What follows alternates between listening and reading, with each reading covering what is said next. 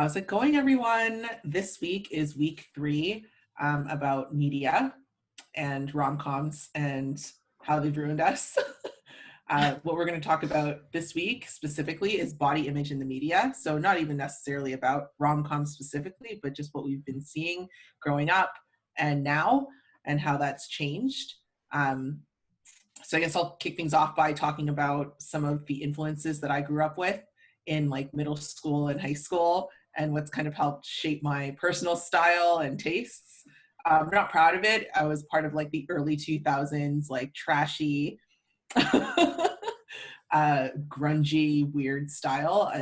I feel like fashion went through like an interesting phase after the grunge period in the 90s, and it kind of just was trying to find its way, mixing in with like this millennial, metallic, fun, colorful, low-rise jeans, Paris Hilton, The Simple Life, Nicole Richie, extensions, Christina Aguilera, dirty, like just a greasy, greasy look. And growing up with even like before that, like with Britney Spears and Christina Aguilera, like I with a really, really lean, long body, torso, super, super low-rise jeans. That was that kind of gave me a little bit of a complex, I guess. Like at the time, it was easier for me to achieve because I was like 12 and I was like skinny and lean and all that fun stuff. But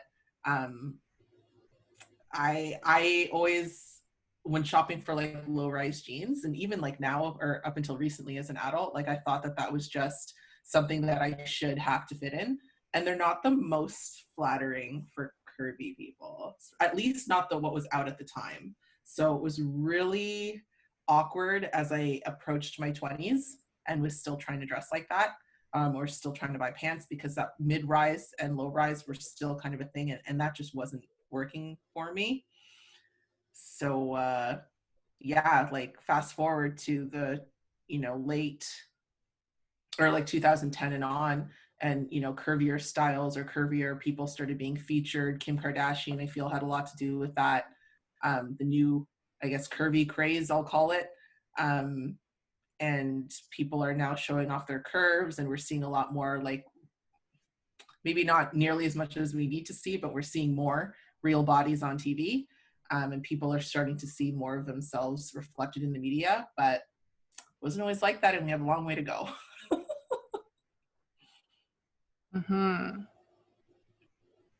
Yeah, and it's like interesting to see the stuff that people will do to kind of model what shape is in style like right now. Yeah, so plastic surgery has always been like a taboo, conversation people just don't have. But I feel like with this curvy craze, and Kim Kardashian and her sisters just being so open about getting work done, and waist trainers and fillers and whatever else they do, I feel like it's given people like confidence to just go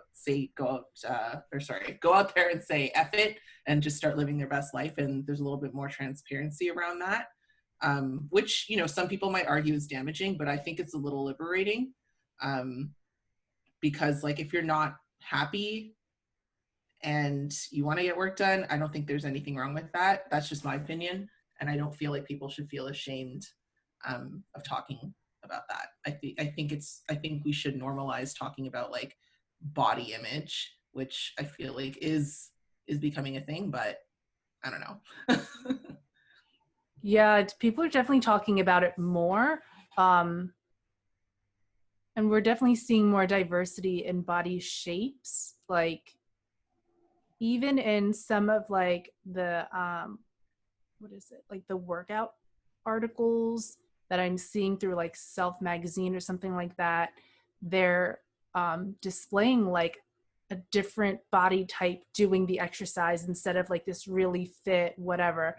And I really respect that. And even like some of the athletic clothing industries, they're showing a more diverse body type too. That kind of ranges in like athletic shape to maybe not so muscular athletic shape that you would think an athlete would look like. So I definitely appreciate where it's headed. And it does feel more inclusive as someone who really didn't fit like the 90s model or like any model. So the fact that these industries can be more inclusive of real bodies is way more respective than like, here's the new body, here's the new model, like everyone should look like this, you know? So yeah, there's For sure. change. I think a lot of that, like celebrities aside, I feel like with this whole like YouTube, Instagram, social media thing, and people just being able to showcase, you know, their own personal brand and style, or however they portray themselves on Instagram, has really, I think I said this about something else that we talked about, but it just really helped to shape um, where media is headed, because people are now idolizing regular people. Like there are regular people who otherwise probably would not be famous, but they're Instagram famous. You've heard that phrase before, I'm sure. Yeah. And it gives people a new type of role model to look up to. And what happens is, because they're so popular, these brands, like, you know, they sponsor them or whatever the case may be. So I think that's had a lot to do with it. I know social media is kind of under fire right now, but I feel like there's some good that has come of it for sure. And I think that's one of them. Yeah, definitely. But even going Yeah. as far as like seeing people with disabilities like starring in shows, like I think about Breaking Bad. I think about this show called Special that was, I think it was a Netflix exclusive, where it stars like a guy, I can't remember what, I think it was cerebral palsy, um, or a form of autism. And there's just like, and even like in fashion, like I know there's an autistic supermodel Mm-hmm. who's done a few shows. Like they're starting to, like, body image includes, I think, all types of bodies, like not just for a long time it was like fat and skinny. I don't really like using those words, but like, you know, it was a lot of that. But like there's so much more than that. Like there's everything in between. Yeah. There's like amputees, there's people in wheelchairs, there's, you know, smaller people, like little people, that's the appropriate term, I think. I don't know what the PC term is for that, but I know what you mean. Like the Yeah. diversity, not only in like you said, fat or skinny. I totally Yeah, agree. Yeah. And that's like mad respect too for the industries that are doing it. Like, took you long enough, but like, at least we got there. At least we're getting there. yeah, I don't think we're there yet. for sure. I think who is it? Winnie Harlow, when she won America's Next Top Model, she's the Oh, is one that with how she got? yeah, reverse vitiligo, or sorry, vitiligo. Mm-hmm. You know, so she's out there, she's killing it, she's famous, a lot of people, like, you know, love her, she's beautiful, she's gorgeous. But like, you know, and kudos to Tyra Banks and that show for like, for showcasing her and like giving her a shot. It's just so interesting to see like how far it's come, because that was a while ago. Mm-hmm. That was like more than 10 years ago. I'm not sure. I can't really Oh, keep my time wow. frame. I don't know. Like, I'm not sure. That's kind of like where my head's at when I think about America's Next Top Model. I think about like a long time ago, but it was a while ago. And I like, that still stands out to me as such a moment, because like it was so unique. She's so unique. Yeah. There was also, I think there was a transgender top model, I think, that won Oh, as nice. Oh, well. Tyra. Go Yeah, Tyra. like she's been in the forefront for a while, but I guess it's kind, I don't know if it's like lost steam because it was so long ago, but she's been doing it for a while. Like, Yeah. so we're getting there slowly but surely, but we're getting there, I think. I hope. Yeah. Yeah. And I think a lot of it, like you said, you talked about athletic brands. And I think a lot of it for a long time, because I think that's the biggest one for me, having worked in the industry for so long. And like not being a fitness person, like I'm not a trainer, I'm on the ops side. Like I'm on the back end of things and management and stuff like that. So my body didn't look like a personal trainer's body. Not that it was like wrong or bad or whatever. Like I people still thought I looked like I belonged there, but that was the problem. Like, what does that mean? Like when people come to the gym, I get it. They're motivated by their aspirational bodies, but like that could look like anything. It doesn't necessarily mean that you have this rock hard butt and like little tiny arms and like, like I just feel like the fitness industry is kind of it's kind of been a little narrow-minded for a very long time, and it had like this image of what health looked like, and health looked like this, whatever, like skinny or thin and muscular, different forms of skinny essentially. Whereas now, we're learning more and more that like your physical body has very little to do with your activity level.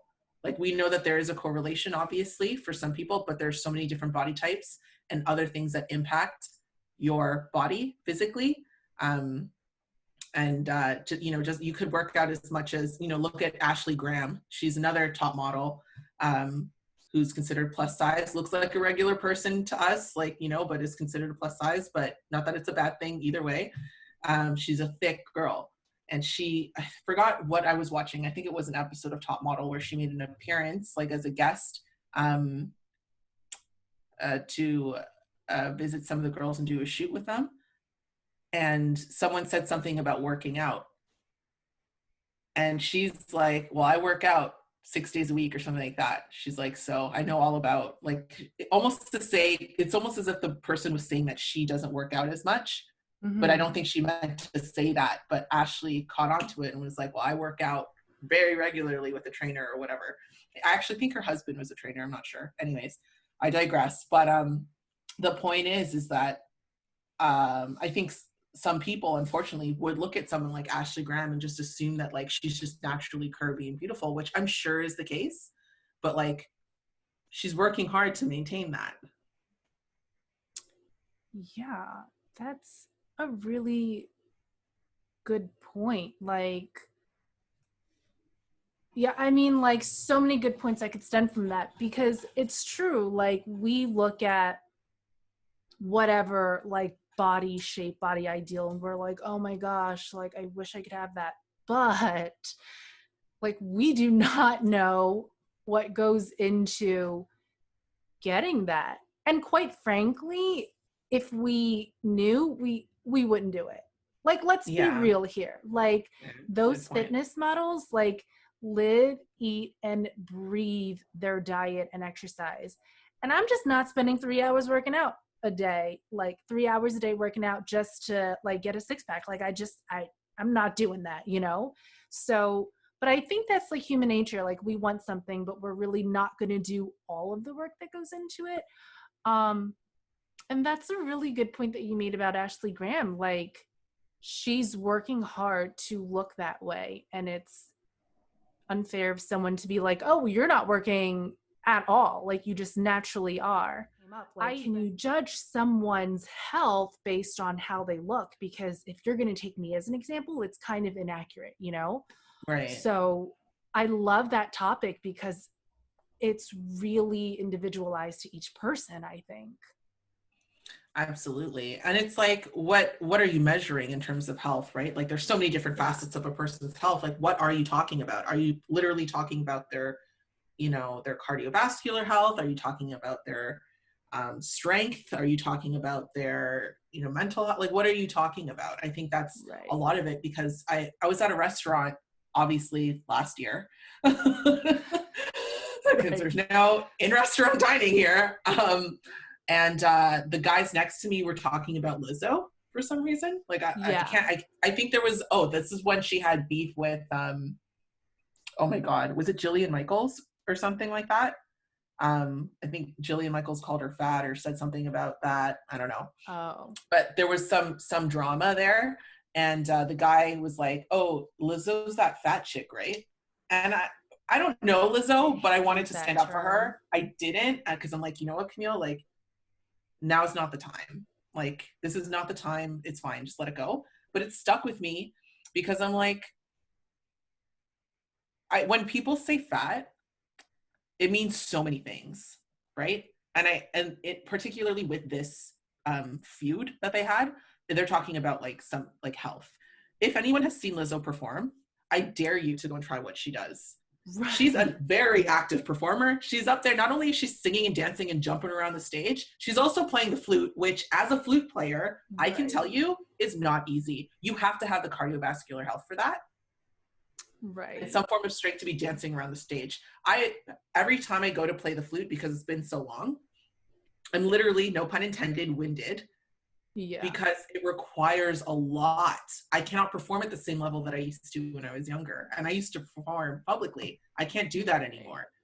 Right. Like this is not I don't know, man. Like I thought that was really strange. Like I'm like, oh, like people are still super ignorant to stuff like that. And I get it, like I guess it's like new, but I just don't understand how people can still be with all the information that people have at their fingertips. Like I'm feeling less and less patient about people's opinions because I feel like there's more than enough information out there for us to be more informed or at least open to hearing other opinions or speaking differently. There needs to be some different speech. Yeah, and I would argue that like the fitness industry is one of the last industries to really um progress as fast as like some other industries. So yeah, it is the definition of what health is. People are still equating it to the weight on the scale, lower equals healthy, higher equals not. And as we've heard like throughout the years in the industry with their markers like measurement or like a BMI, like fat measurements, like what's accurate, what's not, and it always fluctuates. You know, like people are like, oh, BMI is so accurate. Oh, but it's not accurate if you're more muscular because it doesn't take into account blah blah blah. So yeah, I think the science and like the progression of the fitness industry is it's slow and it really isn't comprehensive of what health really is. For sure. I Yeah. think like on that note, like, and since we have to wrap it up since our buzzer went off, I think the important thing to note is like, um, I know social media has a lot to do with negative body image as well as positive, but I think it's been more damaging in the past little while than it has been uplifting. If there's anyone, or if you're out there and you're watching this and you feel not so good when you're on social media, either delete your account, or if you need that account for business or whatever the case may be, please unfollow people that make you feel not good about yourself and start looking for more positive role models. Educate yourself a little bit and, listen to your body and what it's telling you it needs, because if you do listen, chances are you're going to feel better. Like our bodies are very intelligent mechanisms that know, like every organ and every cell knows what it needs. It doesn't need to be reworked.